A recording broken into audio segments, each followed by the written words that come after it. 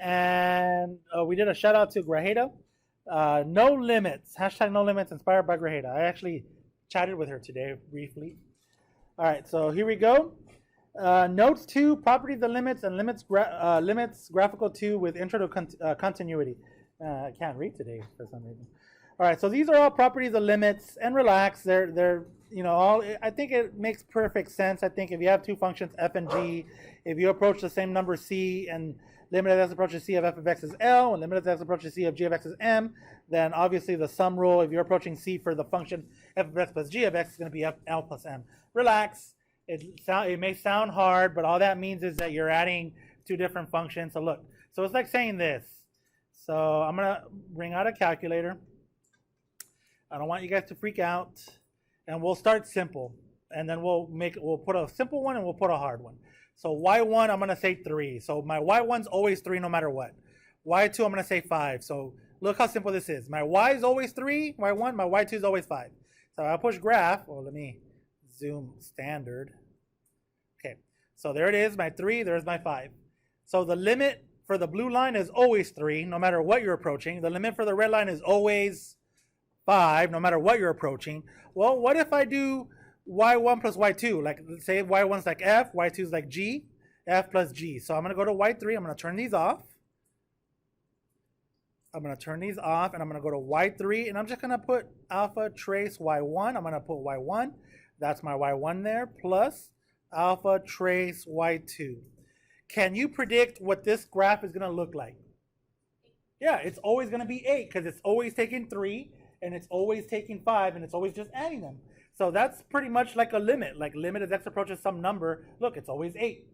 So now let's make it harder. If I turn y1 into x, so I have a linear line, and I turn y2 into, I want to see it, so I want to go put 0.2x. No, 0.2 sine, because I want to see a sinusoid.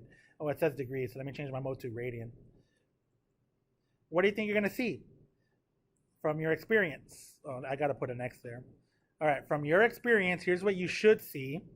I know that y equals x is a linear line, and I know everyone here has had, let's put 0.5 instead of 0.2. Everyone here has had pre-calc, so you know that 0.5 sine x is a sine x graph with an amplitude of 0.5. So the highest OB is 0.5, the lowest OB is negative 0.5. It's just going up and down, up and down.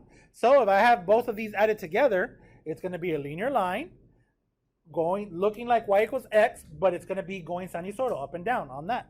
So look, no surprise. Let me turn off y1 and y2. I hope there's no surprise. Why should there be a surprise, right? Y1, and look, check it out, graph. Look, it's curvy. Can you see that it's kind of curvy? Yeah. Yeah, you know what? Maybe I should have just said it'll be more curvy if I just put a 1 there like that, right? Oh, sorry, I graphed everything now. See, it's more curvy, but all it's doing is adding both of them together, and we can find the limit of this y3. Both x and sine x are continuous all the time, so I can approach a specific x value, and that x value is going to have a y value, right? Okay, so that's the idea there, guys. So the sum works, the difference works. It works the same way. You can multiply them. The k just stands for a constant. You can pull the constant to the top, to the front. K times L. Remember, the limit of x approaches c is L for f of x. You can divide them as long as m is not 0. You can raise it to a power. So these are all the rules that you can do to limits. Cool? Don't worry, we're going to practice right now. We've only done simple ones, so we can't do anything super advanced right now yet, at least not yet. So here we go. So they tell me, I don't know how the graph looks. They didn't give me a visual, but they tell me as I approach 4 for f of x that the limit is 0, and they tell me that as I approach 4 for g of x that the limit is 3.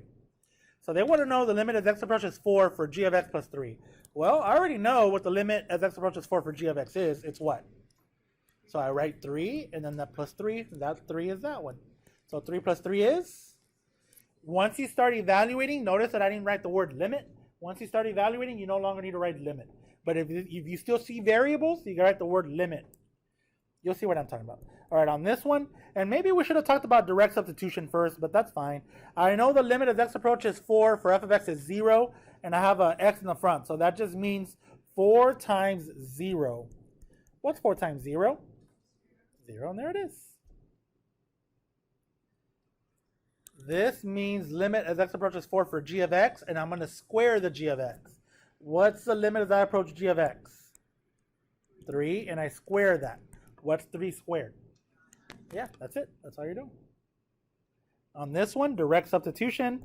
As x approaches 4, so g limit as x approaches 4 for g of x is 3 over limit as x approaches 4 for f of x is 0. So 3 over 0 minus 1. So this is just -3. How do we feel? Nothing crazy, right? Okay, let's go to the next page.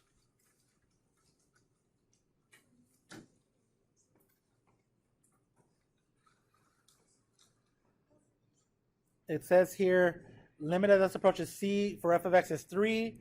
Limit as x approaches c for g of x is 5. Limit of h of x as x approaches c is 2. Find the limits that exist. If the limit does not exist, explain. Okay, so all we're doing is we're looking at our properties and see if we can do that. Limit as x approaches c for f of x plus 5g of x. Can we do that? Yes. Limit as x approaches c for f of x was 3 plus 5 times 5. Well, I should change that number because we don't know what 5 is which. I think we know, but you never know. 5 times 5 is 25 plus 3 is? Yep. That's it. All right, next one. Limit as x approaches c for g of x cubed. You could have also put the 3.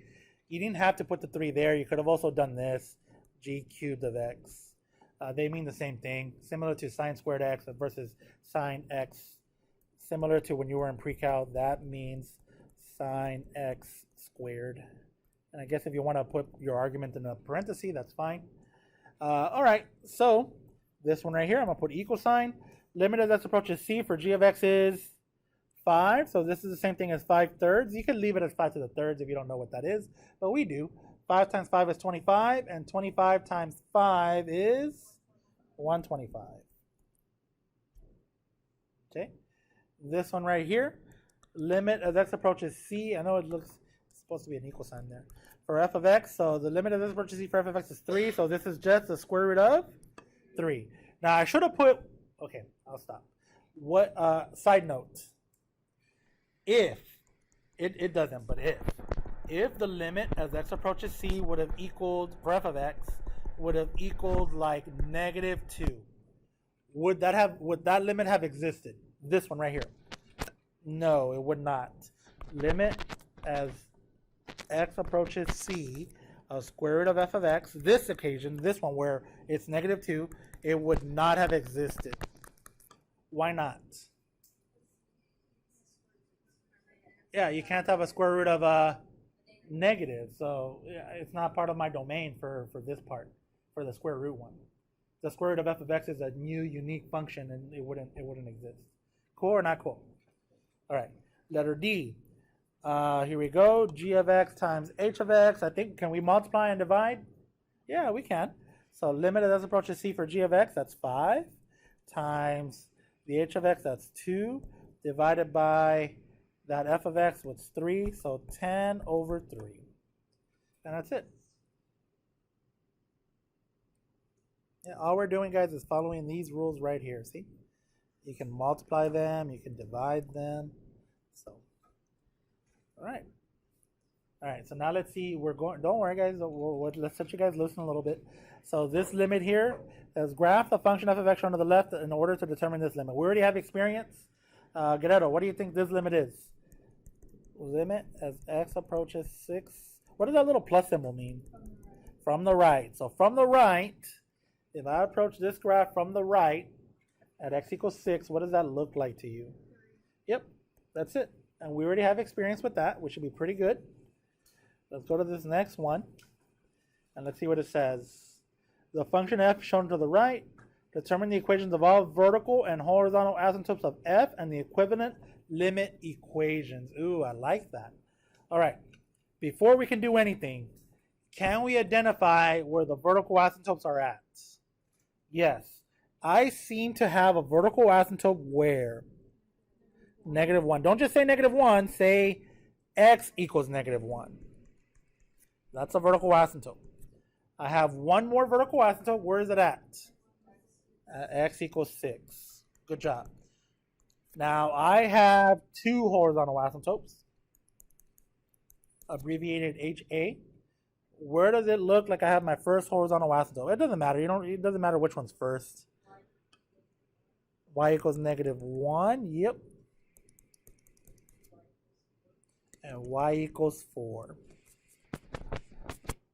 Notice these behaviors, guys.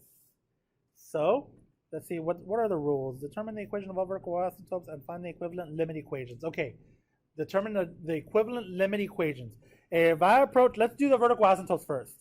If I approach -1 from the left, what's my y behavior? It's approaching positive infinity. If I approach -1 from the right, what's my y behavior? Positive infinity. Do I have a limit as x approaches -1 for f of x? Yeah, what is it? Positive infinity. That's the behavior. You can also say it does not exist. So I'm going to write limit as x approaches -1, and this is function f of x is equal positive infinity, because it works for the left and for the right. Yay or nay? There's another one. I'm looking at x equals 6. I'm looking at the vertical asymptotes first. If I approach, did I say -6? I meant +6. Limit as x approaches 6. Yeah, there we go. Limit as x approaches 6 from the left, what's my y behavior? Positive infinity. Limit as x approaches 6 from the right, what's my behavior? So what's my limit of f of x as x approaches 6? Positive infinity. So there are my first two answers dealing with vertical asymptotes. If you want to group them with this, that's fine. So let me erase group. All right. Now my behavior for horizontal asymptotes. So hopefully now you're getting the idea about this. So what does x have to approach for me to approach that? Let's do the 4 first. For me to approach that y value of 4. Limit as x approaches what?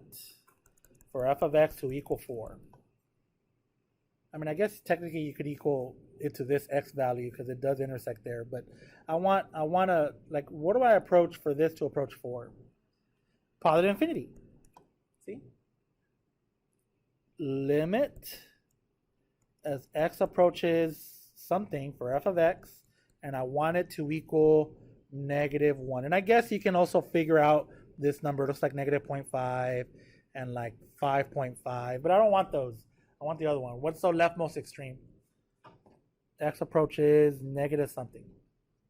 Negative infinity. So this is the idea, guys, that I want you guys to start thinking about. End behavior has to do with horizontal asymptotes, and that is as limit as x approaches either a positive infinity or a negative infinity. And then vertical asymptotes has to deal with if your output of your limit is a positive infinity or negative infinity. Now remember, sometimes it will be does not exist because one approaches positive infinity, one approaches negative infinity. By the way, infinity and does not exist are technically the same because you're not converging to a number, so it does not exist. You can't reach infinity. So sometimes we throw infinity like it's just some number, but we don't know how special infinity is.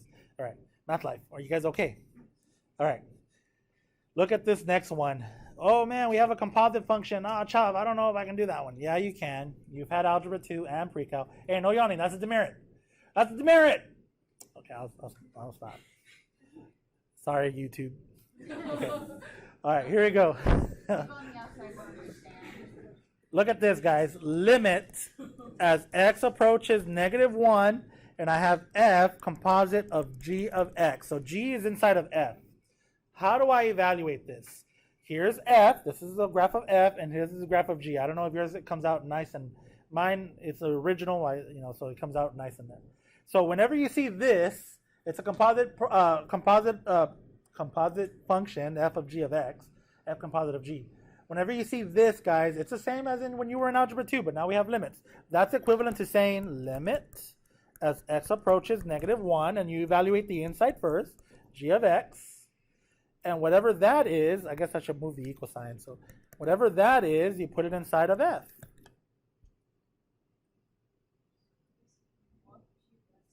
Yeah, you always do g of x first, whatever that is, you put it into f. This is assuming that you're continuous at -1. There is something funny that happens. We'll show you the trick question. So let's first go to g. Go to g. What does the limit look like as you approach -1? What's your y value look like? 0. So now, if I approach 0 here, if I approach 0 from the left, it's 7. If I approach 0 from the right, it's 3. Does this have a limit? No. Do you see how we did it, guys? Let me. I'm looking at it again just in case. Limit as x approaches -1 from the left and right equals 0 there for g of x. 0, you're not continuous at 0. If you approach from the left, it's 7. If you approach from the right, it's 3. You're approaching two different numbers. There are times that it does have a value.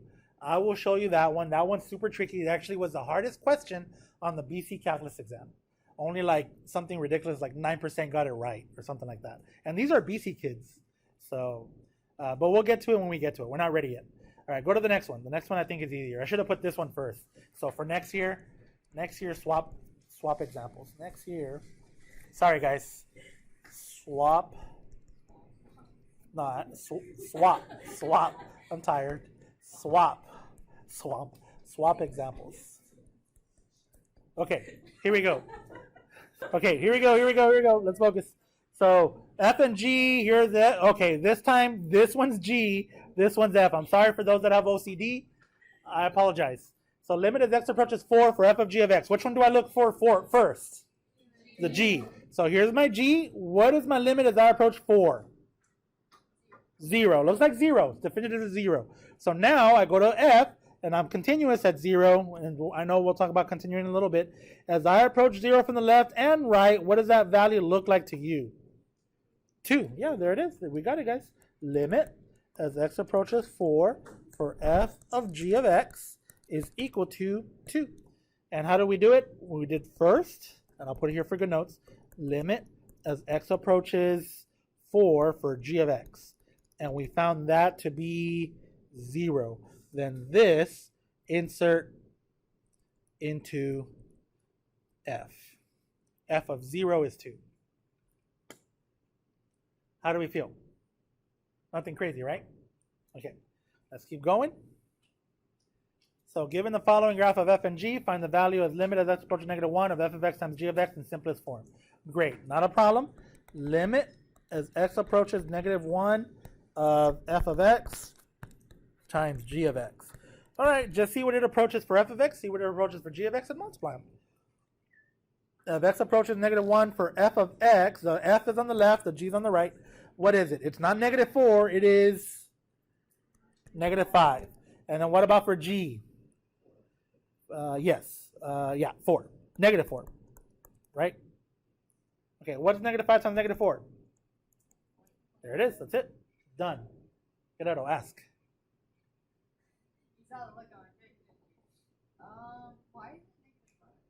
Oh, I'm looking at this graph over here. I'm looking for the limit, not where the value is. F of -1 equals -4. But I'm looking for the limit. As I approach from the left, if I approach from the right, I'm approaching the y value of -5. Yeah, good question, miss. Ask. I'm sure others had it. How do we feel, Espinosa? Again? Okay. All right, no, we're good. We're good, miss.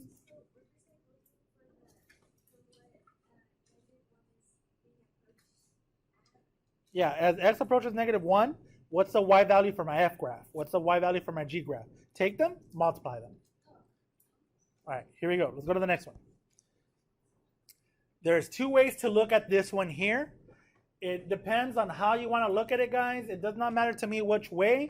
They're both, in my opinion, pretty simple, but I want you guys to make sure that I know that you know it. So you can do this. So this one says, give the following graph of f of x, find the value limit as x. Okay, limit as x approaches -2 of f of x minus 3. That equals, let's see, if I plug in a -2 in for x, -2 minus 3 is -5, and I would be right here at -5. Does it look like I have a limit at -5? No, I have a vertical asymptote. If I approach from the left of -5, it goes positive infinity. If I approach from the right of -5, it goes to negative infinity. So this one is going to be does not exist. So that's one way to do it, where you're just literally plugging in -2 into that x value, and you're looking at f of -5, see if it makes sense. What's another way? Because I know some of you are like, oh, I don't know if I like that way.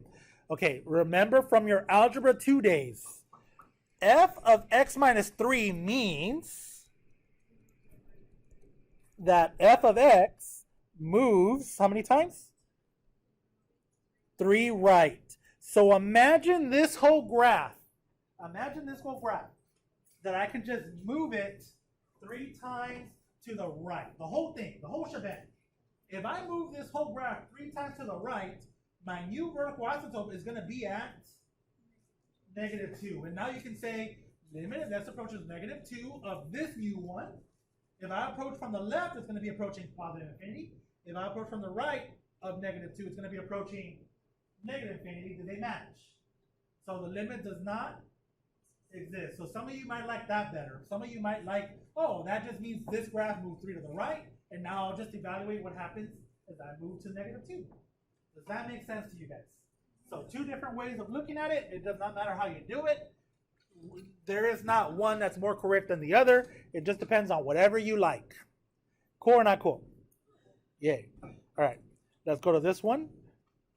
This is kind of similar to what we did yesterday, guys. I think the easiest way, or what we did 2 days ago, I'm sorry. Use the graph of the function f of x shown below in order to determine all values of a for which limit of x approaches a for f of x. I know I reversed the order. Some of you guys can say limit of f of x as x approaches a. It doesn't matter. Equals -2 on the interval -9 to 9. If there are no a values, state none or write the empty set. Empty set just means that there's nothing. You could also do the 0 with a line through it. That means empty. But yeah, it doesn't matter. If you're a computer scientist, it matters. All right. What I think is easiest to do is I like to write a line at -2. And then I just look for all the values that approach that -2. I see that I hit it right here. And then I see that I hit it again at -1. And then again at 2. I know there's a hole there, but it still hits it. Like it's the limit's still there. And again at 7. Do you guys see all those values? So I would say A equals -6. A equals -1. You don't have to say A over time. You can just say A equals -6, comma, -1, comma. I'm just being special here, or hard here. A equals 2, A equals 7. And I'm going to erase my line so I can see all my little holes and everything. Okay. Yeah. So all that means is that you can write limit as x approaches -6 of f of x. That equals -2. Limit as x approaches -1 of f of x. That equals -2. All of them equal -2. Limit as x approaches 2 of f of x equals -2. Limit as x approaches, looks like 7 of f of x. That equals -2. It doesn't matter. They all equal -2. All of those values. And we've already had some experience with this, so I think we're good at that. How do we feel? Okay. We feel good? Good. Okay. I probably should have done this first, continuity. Some textbooks have it in the beginning. Some textbooks have it towards the end. Okay. The definition of continuity is very simple. What did they tell you in algebra? In algebra, they probably told you if you can draw a graph without lifting your pencil, it's continuous. Here's the technical definition of continuity. What does all this mean? I kind of like this one. This is for interior points and this is for endpoints. Don't worry, relax. I'll tell you what it means. If you approach a curve, so here's a curve and I'm looking at this point and that point, I'm going to call it C. You know what? I'm going to sketch a curve specifically for this. So here we go. Here's my curve. It doesn't have to be perfect, guys. Just sketch some random curve. I'm going to call this point C. It's in the interior. I'm going to call that point A. I'm going to call that point B. I hope you don't have OCD. You're like, why is C before B? Sorry, the guy that didn't go in alphabetical order. All right. And I'm going to make, okay, yeah, they're all defined. They're defined everywhere. It's continuous on AB. So here we go. Domain is everything between A and B. And I know that C comes before B, but C is included in the domain of A to B. All right. Is the limit as x approaches C from the left-hand side of this function, I'm going to call it F.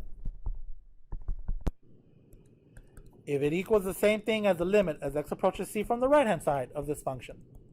All right, so if the left side equals the right side, then we say the limit exists, right? And that's it. But how do we say it's continuous? If this equals F of C, if all three of those match. And really, TBH, the textbook usually just writes that. So it just says one of these because the limit approaches left is the limit as x approaches c from the left equals limit as x approaches c from the right. They don't write left and right. They just say limit as x approaches c. You know what I mean? So if this equals f of c, it's continuous. What does that mean? Chav, I don't know what that means. What do you mean? Okay, if I make this an open circle and I put a point way up here, does the limit as x approaches c equal f of c? I don't know, I'll say that's 5.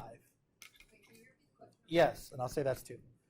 If I put a point way up here, c comma 5, and I put a point right here at c comma 2, oh, that's a hole, that's a hole.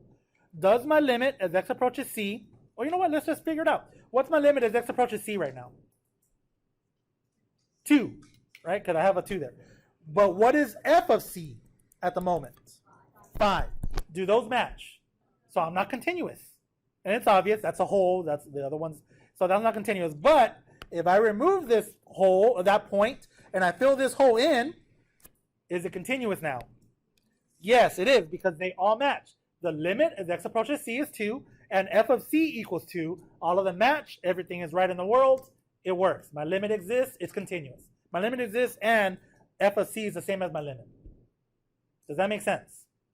Now, the reason why these are here for endpoints is because there's only one direction for a. There's only one.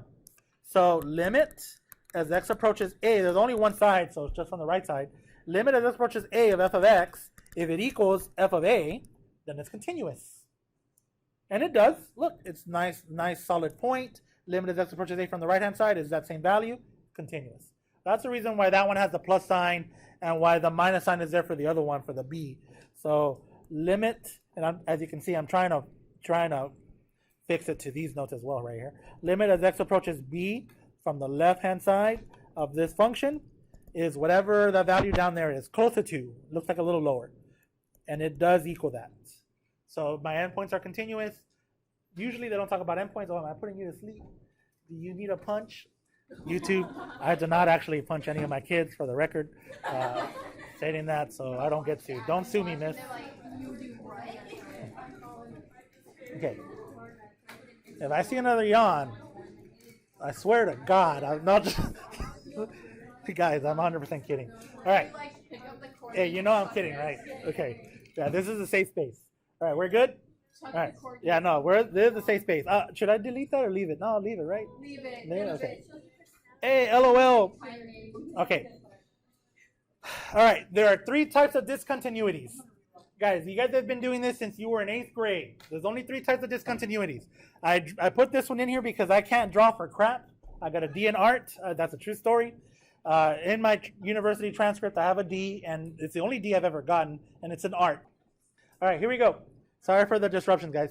This is what's called, I can't remember the technical name, but it's oscillating back and forth, so I think the technical name has something to do with oscillation. It's discontinuity. It's discontinuous by oscillation, because it's always just jumping back and forth. Chav, I don't know what you're talking about. If I type 1 over x into the calculator, look, here we go. I'm going to take out my little calculator. Thank you. All right. Sine 1 over x. Sorry, guys. You guys should have corrected me about this error here. Now I got to edit my video because I can't have an error in there. Okay. 7 plus 3. Sine. Here we go. Yeah, I make mistakes all the time. Sine of 1 over x. Look what's happening, and I'm going to zoom in. Yeah, it looks nasty. Yeah, the more we zoom in, yeah, we can't even zoom in that much, see? It's hard to zoom in, guys. It's just going back and forth. Yeah, okay. It's jumping up and down right there, guys. Trust me on that. It looks like this one right here. And it looks like there's nothing in the middle, like at 0, but no, it's going up and down like crazy. It actually should like fill this whole page in. So because you can't tell what's happening, it's discontinuous by oscillation at 0. Okay. Here are the 3 common ones. You guys ready? The 3 common ones. You have a curve and you have a hole. I've been saying the technical name a few times. Do you guys remember the technical name? Starts with an R. Second letter E. Third letter M. Fourth letter O. Remorse.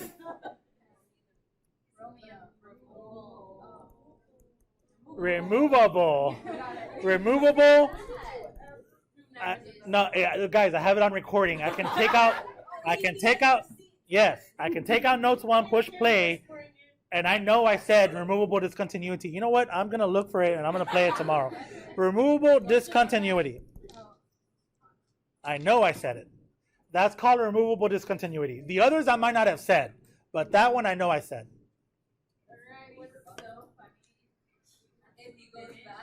No. No. I'm going to go back. I'm going to find it, and that's the first thing I'm going to play in tomorrow's class. All right. Yeah, no, I'm going to play it. As a matter of fact, I'm going to let this video play while I'm doing my work and wait until that timestamp, and then I'm going to write it down somewhere. Okay. All right, guys, focus. Here we go. Here's the other type of discontinuity. You already know. What do you think I'm drawing? What type of asymptote? Okay, take a guess. What do you think they call this type of discontinuity? It's not a removable discontinuity. It starts with the letter I. This one I probably didn't say. The second letter N. Third letter F. Yeah, it goes up forever, it goes down forever. Infinite discontinuity, because you can't cross it. It goes up forever. Infinite discontinuity. And there's one more. And one more.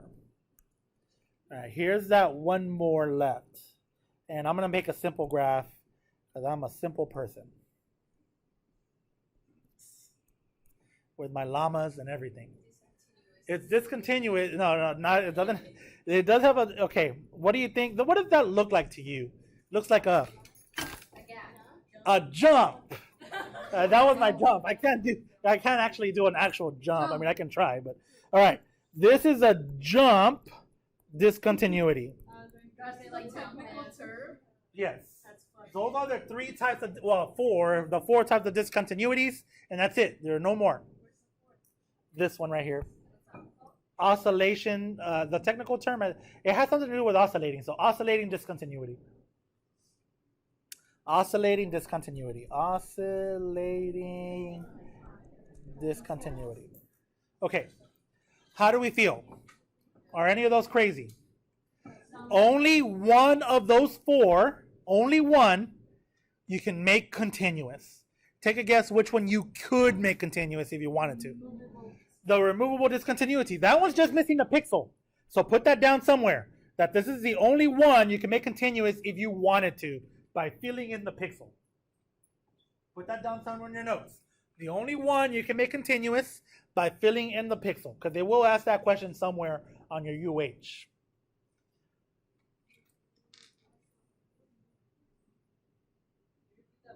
Yeah. The removable discontinuity is the only one you can make continuous and then put it in quotes if you wanted to. You know, because you got to give it a value, right? If you wanted to. All right, yeah, we'll talk about how. All right, go to the next page, guys, because we got to continue here. We're almost done. Yeah, we're almost done. Yay. Okay. Oh, yeah, but the graphs take up a lot of page, so that's why. Okay. Oh, look, I put the names right here on this next page. All discontinuities can be classified as removable or non-removable. There's only one that's removable. Removable discontinuities occur when the function has a limit, holes in the graph. Non-removable discontinuities occur when the limit of the function does not exist, jumps and verticals. All that means, guys, is that you cannot make it continuous. There's nothing you can do to make it continuous. And I know what you're saying. Chubb, I can make that jump continuity, I can make it continuous. No, you can't. If you connect it, is it a function? It's not a function. Y values repeat. So you cannot make it continuous. See, and you can't cross a vertical asymptote, so. Yeah. What's up? Say it again. You said the Y values. Or the X values can't repeat. I know, but you said the Y values. I said the Y? Okay, yeah, I'm talking too fast. The X values can't repeat. Sorry, guys. Thank you for fixing. Yeah, I'm making sure that you're paying attention. Okay, here we go. Find where the graph is discontinuous. Identify the types of discontinuity. All right, here we go. I am continuous at my endpoints because I see -1. You can only approach -1 from one side. You can only approach 3 from one side. They're continuous. Where am I not continuous, though? At 1, x equals 1, you're not continuous. And there is another one at x equals 2. That's where you're not continuous, or you're discontinuous. Now, they also want to, it says identify the type. What type of discontinuity do I have at x equals 1? This is called a what? A jump. That's a jump discontinuity. And what type of discontinuity is x equals 2 at? You can come in, miss. You can come in. No, it's not that's not called the jump because it's just a pixel that's missing. Oh, if you wanted to fill in a pixel, you could. Yeah, so that one's called the removable discontinuity. You can also say whole. Cool or not cool? Okay. All right, let's go to the next and let's see what it says. Find where the graph is discontinuous. Identify the type of discontinuity. Okay. I'm discontinuous. It looks like I have 3 locations. Where and where? Let's go left to right. You always go left to right. -4. And what type of discontinuity is that? It's a whole removable discontinuity. Removable discontinuity. Okay. Where else? 1. What type of discontinuity is that? Jump. And what I got 1 more. What type of discontinuity is that?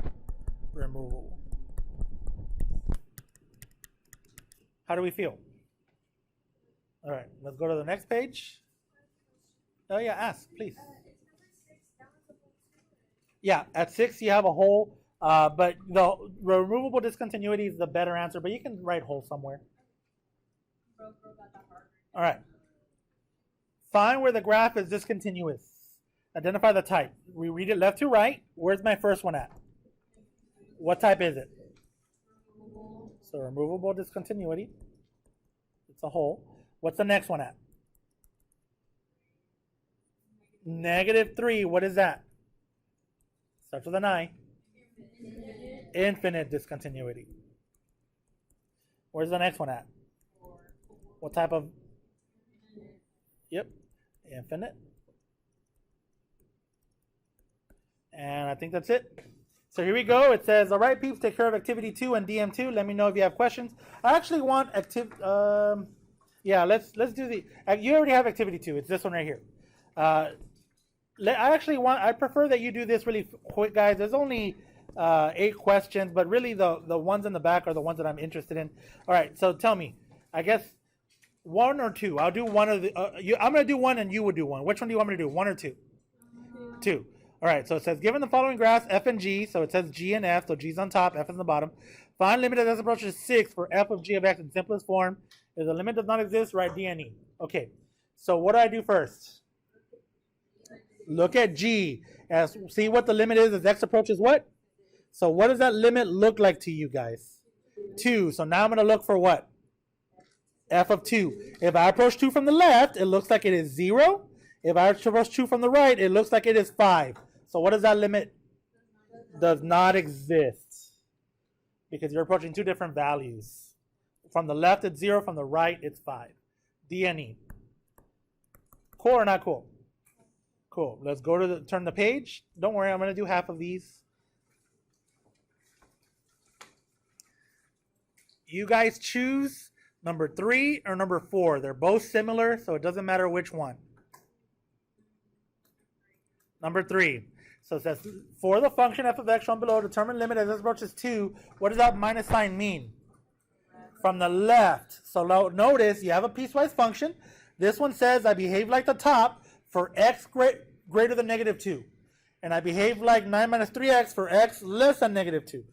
Excuse me. Which one do I look at? The top one or the bottom one? The bottom, because if I approach -2 from the left, I'm talking about numbers smaller than -2. -3, -4, -5, those are technically smaller numbers. I know sometimes I like to say, when I approach -infinity, I say as you get larger in the negative direction, but I guess I should be consistent. So let me be consistent here. If you go to the left, it's smaller. So I'm looking at the left one here. So now you can just either do direct substitution, or if you want, I can draw it. I'll draw it out right now because I know some of you are visual. Negative, okay, so negative 9 minus 3 times negative 2. Negative 9, negative times the negative is positive, so negative 9 plus 6, negative 3. So that's my limit. Limit, oh, did I mess up? No. Let me know, I make mistakes all the time, guys. Limit, and it's a safe space, so it's all right.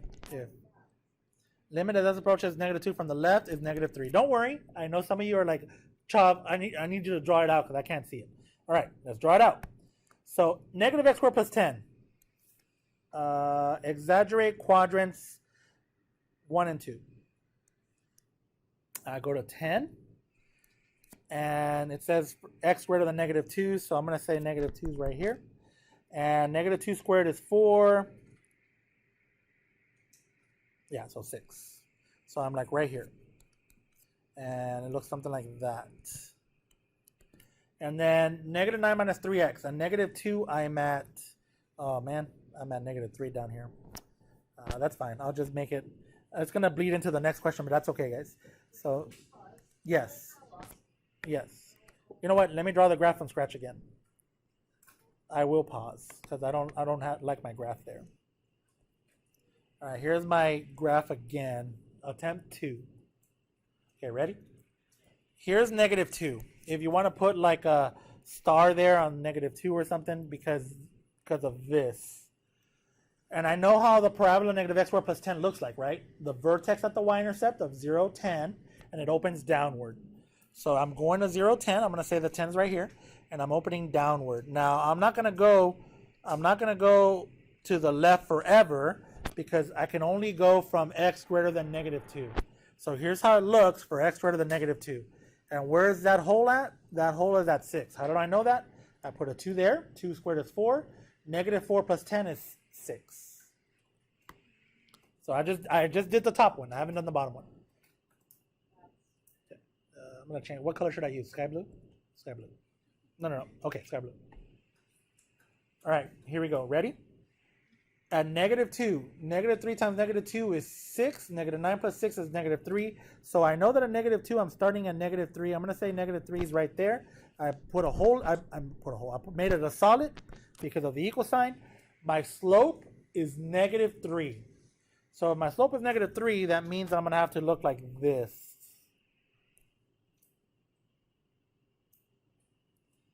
If you're wondering where you cross the x-axis, let's see, 0, it's at negative 3. I did that. 0 equals negative 9 minus 3x. 3x equals negative 9. X equals negative 3. This is the x-intercept. Not that we're trying to be perfect because we're not. But for those visual learners, okay, now let's look at it. So this is the graph. Here it is. I'm approaching negative 2 from what side? From the left. If I approach negative 2 from the left, what is that y value? Look at the sky blue line. The y value is negative 3. Cool or not cool? 5 or 6? Or actually, yeah. Well, okay. I already choose one. 5 or 6? 6.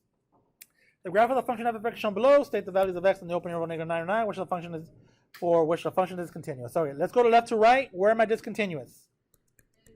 Negative 6. What is it? Removable. Where's the next one?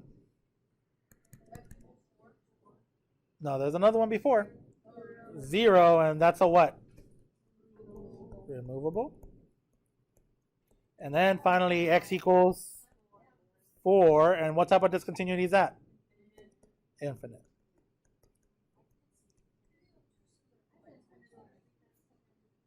Yeah, 2 similar points where? Oh. Oh, got you. Yeah, my bad. Sorry, miss. All right, go to the last page. It looks hard. Relax. It's not that bad. All right, which one do you want me to do? Doesn't matter, 7 or 8? 7. So everyone go to 7. It says, use the definition of continuity to determine whether the function f of x graphed below is continuous at negative 3. Okay, just visually looking at negative 3, does it look like I'm continuous at negative 3? No, you have a hole. You have a removable discontinuity. Removable discontinuity. All right, so let's see. Since the limit as x approaches negative 3 from the left is, what is the limit as x approaches negative 3 from the left? 0. And the limit as x approaches negative 3 from the right is 0. It can be determined that the limit as x approaches negative 3 of f of x is, it exists, oh, it wants me to use word bank 1. So exists, you can use exists or does not exist. Exists, if exists and is equal to what? 0. Furthermore, it can be seen that f of negative 3 equals, so I look for f of negative 3 and I look for a point or a pixel filled in, and I don't see one, so it is, non-existent. It doesn't tell me a bank, but non-existent. We got to be, does not exist is more for limits to explain a behavior, like, oh, there's no limit, the limit does not exist. You can kind of stretch it and maybe make a case for it. They kind of mean the same thing. Non-existent, you can also say undefined is the other technical math word. You can say the word undefined because it's not defined in the domain. It's not part of the domain.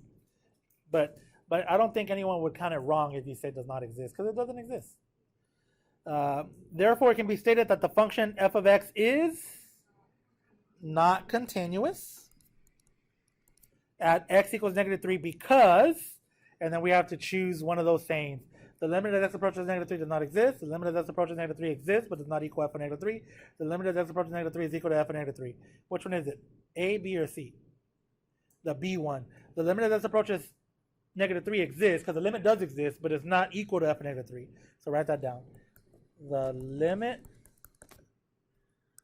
as x approaches negative 3 exists, comma, but does not equal f of negative 3. Does that look like it was hard? I mean, but with practice, we'll be good, right? All right, guys, so that's it. So let's take care of this activity. You only have half left, and then take care of the delta.